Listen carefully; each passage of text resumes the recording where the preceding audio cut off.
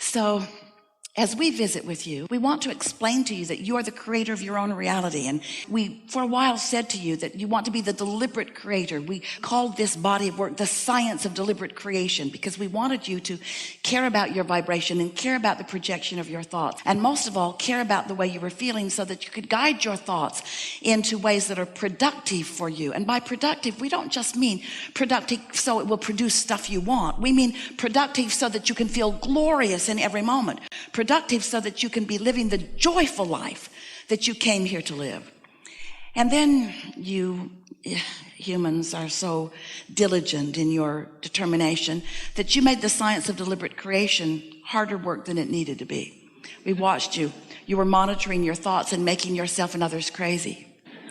You would find yourself saying something that you knew was not beneficial because of the way it felt, and then you would try to suck it back before law of attraction took hold of it and made it bigger.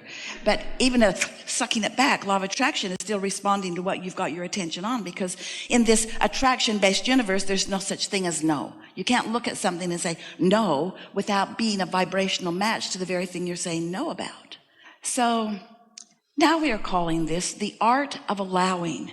The art of allowing what? The art of you will be you. The art of me in my physical form, me in my physical body. The art of me finding a way of seeing the world, or seeing the piece of the world that I'm focused on in this moment, in a way that is like the way my inner being sees it, so that I can receive that broader perspective in this moment.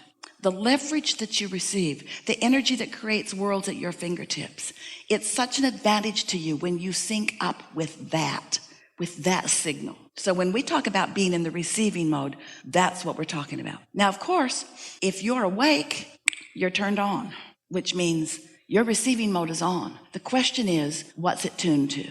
What's it tuned to? Are you tuned to the frequency of who you really are, or are you tuned to something that you're watching on television, or something that is rampant in your environment globally or locally? We know where you stand in relationship to everything that you want. And we are broadcasting a continual stream that you can receive in the form of impulses, clear, pure thought. When you begin following the impulse of your bliss, when you begin following the impulse of your joy, when you begin following what feels best to you, and you don't second guess yourself, you don't judge yourself, you don't try to evaluate it to death. Instead, you just follow that feeling of bliss, and then you have the benefit of witnessing outcome after outcome after outcome after outcome. Then you are deliberate creator. This receiving mode is a subtle receiving. You have to tune yourself.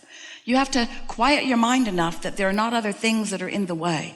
And we'll talk about that as we move forward today. Easy ways to do that. But so when you tune yourself to this subtle frequency, so you begin hearing and feeling these impulses are not going to lead you immediately to the manifested reality that you want, for a variety of reasons. One is you really don't want to go directly there. You think you do, but you don't. You don't want to go directly there. What you want is this wonderful unfolding path that you get to witness as what you're wanting. It would be like a sculptor saying, I'm going to create a magnificent sculpture, give me the clay, and then just throwing it down and saying, there, that's exactly what I was going for. That's exactly what I had in mind. Because that isn't what you had in mind. You want to get your intentionality in it. You want the fun of it becoming what you are intending for it to be. So the receiving mode, once you're in that receiving mode, once you've achieved that vibrational alignment with who you really are, and once there is a mutual vibration, your vibration and the vibration of your inner being are the same, what happens is you'll receive an impulse or an idea that won't take you all the way to what you might want to call the finish line of this particular creation. It's just you being more ready than you were before you received that. And in that readiness, that new readiness that just happened to you, now new other wonderful things can happen too. And then more, and then more, and then more. So we say, you're ready to be ready, to be ready, to be ready, to be ready. And the reason that we really want you to get this is because there are always going to be, we'll pause for dramatic effect.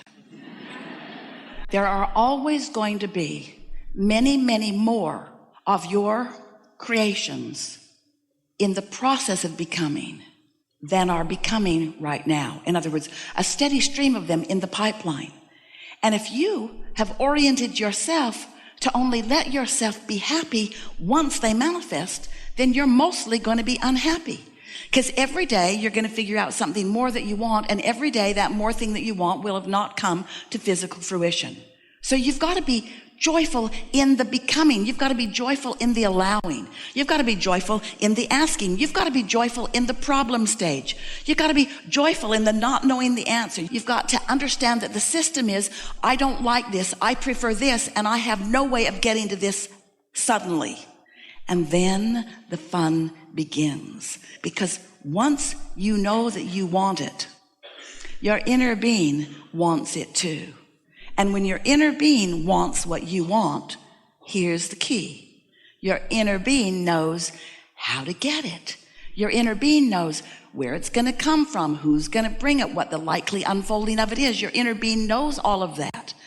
But you often can't hear that from your inner being because your inner being doesn't talk to you like humans do who say, go over there. Your inner being is offering you the impulse so that you can have the pleasure of what you call self-discovery. You see what we're getting at? If you want it, it's underway. And your inner being knows the path of least resistance to lead you to it. Oh, path of least resistance? What's path of least resistance? That's the path that your inner being knows to help guide you around your hang-ups. Because the resistance that's on your path, you put there with your beliefs. But your inner being doesn't say, okay, we've got it. We know what you want. And you go clear your path, and then we'll show you the way. Because your inner being knows you're not going to clear your path. You're not going to change all your beliefs at once. Those lobotomies are hard to get. Instead, you're going to vibrate pretty much like you have been, and your inner being is going to show you around your hang-ups until after a while you'll have more faith and belief in your ability to receive and know. And as that trust becomes stronger, trust in yourself, trust in the process, then many of those hang-ups, those resistances along your path will begin to evaporate. And then it's really fun. Then almost as fast as you identify you want something, the progress of it begins.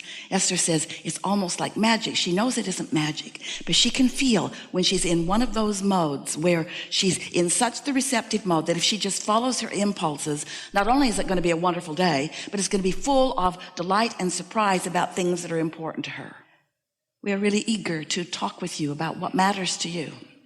I just find myself doing a lot of this energy work to try to raise my vibration and use some of the tools that I've studied to increase how I feel during the day and just float about and let these feelings come in. Well, anything that you're doing that improves the way you feel is a really beneficial and powerful and productive use of your focus and time. In other words, anything that makes you feel better.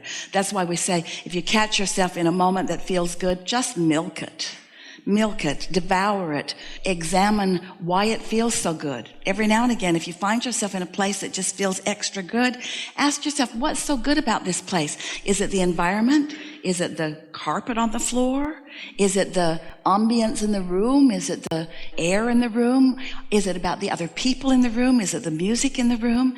And often, Esther, as she was writing her segment of intentions, and she always sort of focuses herself into this room with you, she was acknowledging how good this environment feels because it pleases all of the physical senses. It looks good, it feels good, it smells good. None of her physical senses are assaulted in an environment like that, which means it's a particularly good environment for further realization of further pleasantries. You see what we're getting at? You're setting yourself up for more. Ready to be ready, to be ready, to be ready. but ready to receive, not ready to think. When you think a thought, that thought thinks. And so there's all kinds of things thinking all around you, all kinds of thoughts thinking around you. But someone who is really thinking in a way that really benefits you is your inner being who exists inside of everything that you desire. And your inner being is always and only thinking about what you desire, about who you really are. So you could say, in the way that we were describing you being in a room where your physical senses are devouring in positive ways, your inner being is in your vortex devouring in positive ways. Pleased with the life that you lived that caused you to put it there. Pleased with the synergy of what's there. Pleased with the cooperative components that you've managed to gather through your attention to life. Pleased with the formulation. Pleased with the current status of all of it. And most of all, your inner being is pleased with its understanding of your discovery and your pleasure as you allow more of what's there to be realized in your physical senses. So if you think it feels good to be in a beautiful room with beautiful chandeliers and comfortable environment and good sound that you can hear and good conversation and lovely people that are like-minded to a certain degree, if you think that an environment like this feels good, then imagine the satisfaction that you're going to have as the contents of your vortex move into a manifestation that then you can devour with your physical senses. Did you kind of get what we're getting at? We're asking you to reach into a place that you may not have consciously gone before. The thrill of life really is the thoughts turning to things. The thrill of life really is you getting to witness the maturation of what you put there, of your thoughts, your important thoughts and questions and problems that set all of that into motion. And now your creation is growing and ripening and becoming, and you get to witness it and nurture it and move it along, and every step along the way have more contrasting step one moments that put more into the vortex.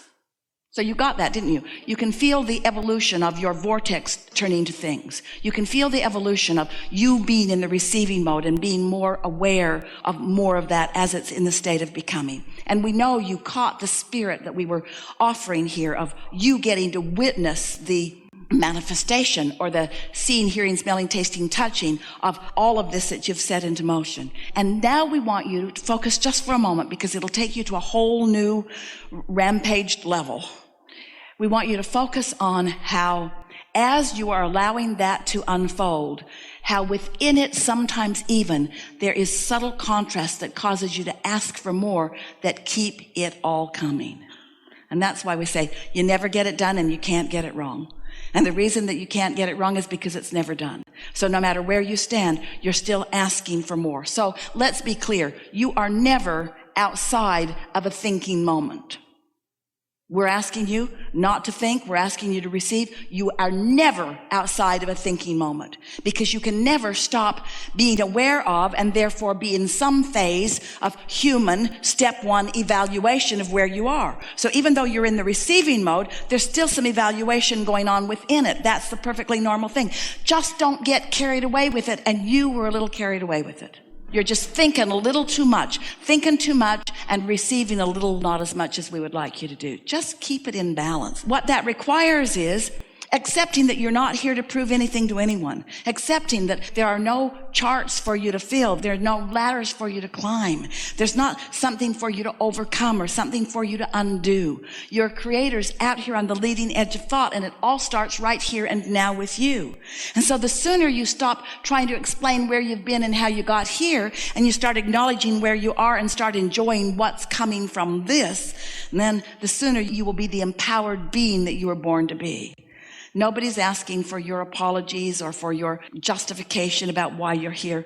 Everyone's rooting for the success. And all of us know what's in your vortex so far, but what's in your vortex is not finished. You're going to put more in right in the midst of your receiving mode. You will still put more in.